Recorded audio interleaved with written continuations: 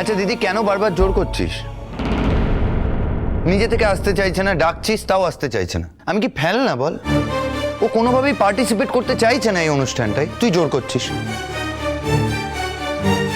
আমার একদম ভালো লাগছে না, বরং আমার মনে হচ্ছে যে যে আমায় তোরা সবাই মিলে ইনসাল্ট করছিস। দিদিভাই তুই ওকে ছাড়, এখানে চলে আয়। সমুদ্র, আজকের দিনে কেন এরকম মাথা গরম করছো? তুমি কেকটা কাটো এবার।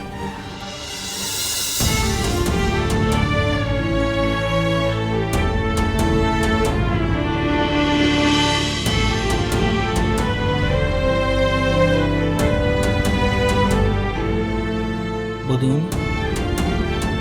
তোমার স্বামীর জন্মদিন না, তুমি এখানে দাঁড়ায় আছো? যাও, ওখানে যাও। তুমি বুঝবে না গোপন।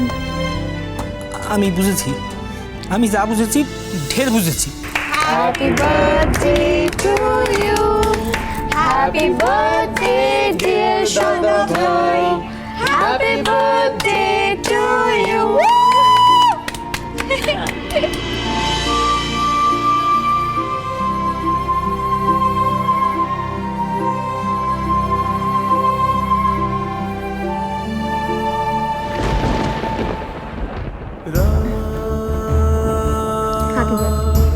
থ্যাংক ইউ দিদি।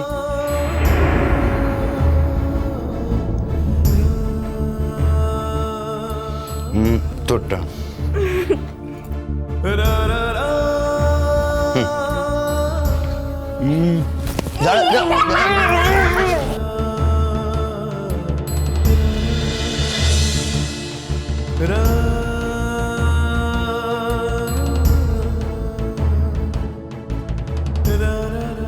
ও বাংলাদা, সরো সরো সরো।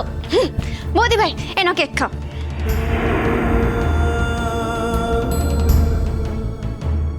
তুমি নিজের হাতে সায়নীকে কেকটা খাইয়ে দিলে, অথচ আমাকে, অবশ্য আমি কেক খাই না খাই তাতে তোমার তো কিছু আসে যায় না। আমি তো কেউ না তোমার, কোনোদিন কেউ ছিলামও না। তাই আজ তোমার জন্মদিনের কেক আমার খাওয়ারও কোনো অধিকার নেই।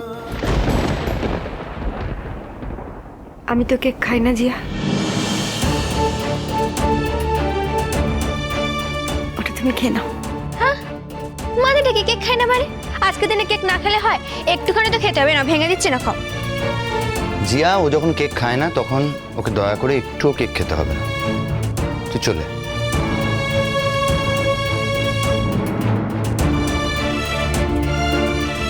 তুমি তো কেক খেতে ভালোবাসো সায়নী।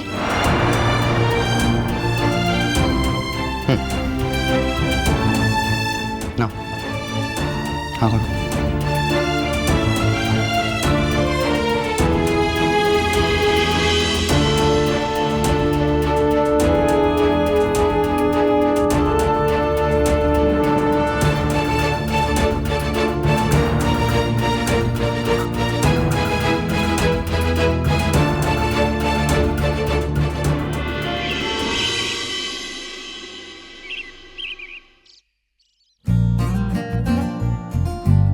উপুল, কোথায় যাচ্ছ তোমরা?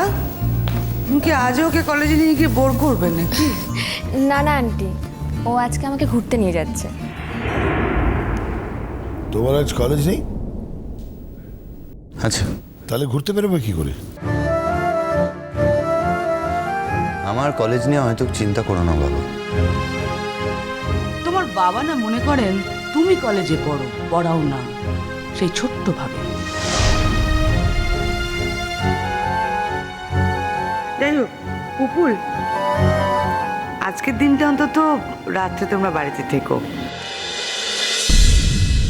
কাল যখন তোমরা সবাই হইচই করছিলে, কেক কাটছিলে, তখনই আমি একটা প্ল্যান করেছি। আজ রাতে আমার ছেলের জন্মদিনে আমরা একটু হইচই করবো।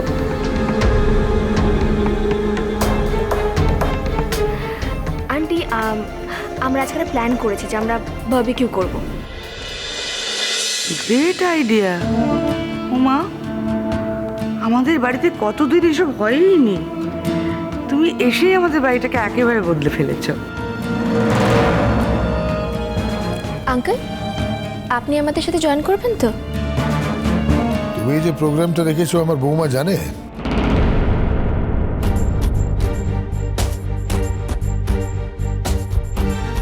ওহো, দেবজিৎ, তোমার বৌমা বারবিকিউ এই নামটাই শোনেনি। এই কথাটার অর্থ কি সেটাই জানেন না? সেটা জানো তো তুমি? মানে এই কথার অর্থ বোঝাতেই তো সায়নীর পুরো দিন লেগে যাবে। কেউ যদি বারবিকিউ শব্দটা উচ্চারণ না করতে পারে বা তার মানে বোঝে না, তার মানে এ নয় যে ও জীবনে অনেক কিছু মিস করেছে। কিন্তু জন্মদিনের সন্ধ্যেটা কিভাবে সাজানো হবে সেটা যদি স্ত্রী না ঠিক করে দিয়ে একজন বান্ধবী ঠিক করে দেয়, এটা যে কারণেই শুনতে খারাপ লাগবে। আচ্ছা মা, কঙ্কাবতী কোথায়? ওকে সকাল থেকে দেখতে পাচ্ছি না। শুধু কঙ্কাবতী কেন, সঙ্গীতার মেন্টার সেও নেই, চাকরটাকেও নিয়ে গেছে। সকাল থেকে ব্রেকফাস্টই করিনি। তোমরা বাইরে বেরোচ্ছ তো, বাইরে কোথাও কিন্তু ব্রেকফাস্ট করিনি। তোমার অবস্থা বুঝতে পারছো চেষ্টা? তুমি যার উপরে ডিপেন্ডেন্ট, ইনফ্যাক্ট সকাল থেকে বিকেল অবধি, যে তুমি কি খাবে না খাবে, তাকে তুমি তাচ্ছিল্য করো, তুচ্ছ করো। একবার ভেবে দেখো এটা কি ঠিক করছো তুমি?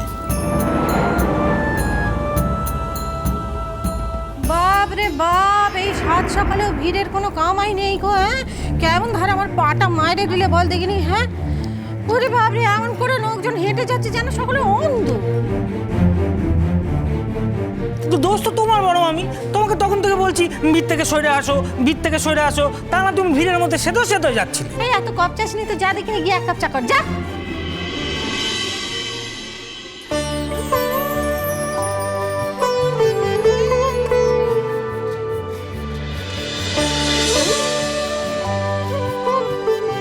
সাত সকালে মহারানী মামনির সঙ্গে কোথায় গিয়েছিল?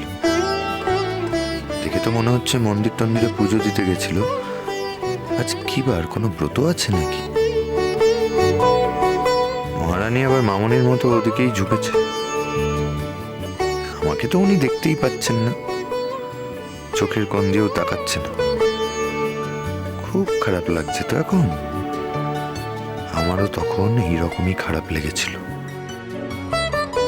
যখন তুমি আমায় ঘরে বসিয়ে রেখে আমার ভাই বোনেদের সঙ্গে গল্প করতে, কিংবা দিনের পর দিন আমার মনের কথাটা বুঝতে পারতে না, উল্টে চলে যাব করতে।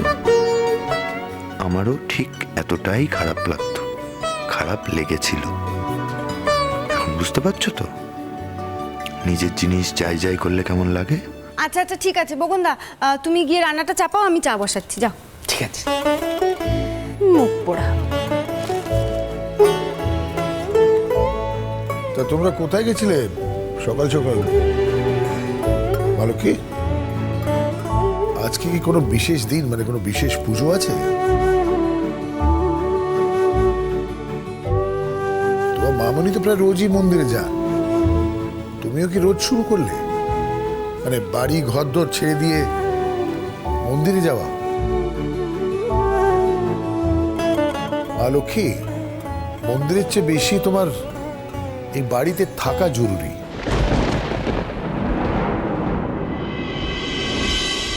এই কথাটা কি তুমি বুঝতে পারছো?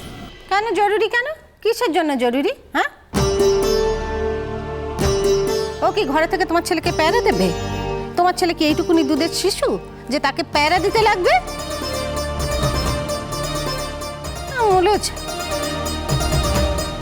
এই যে চাঁদ বাবা, এত সাত সকালে সাজুগুজু করে কোথায় চললে?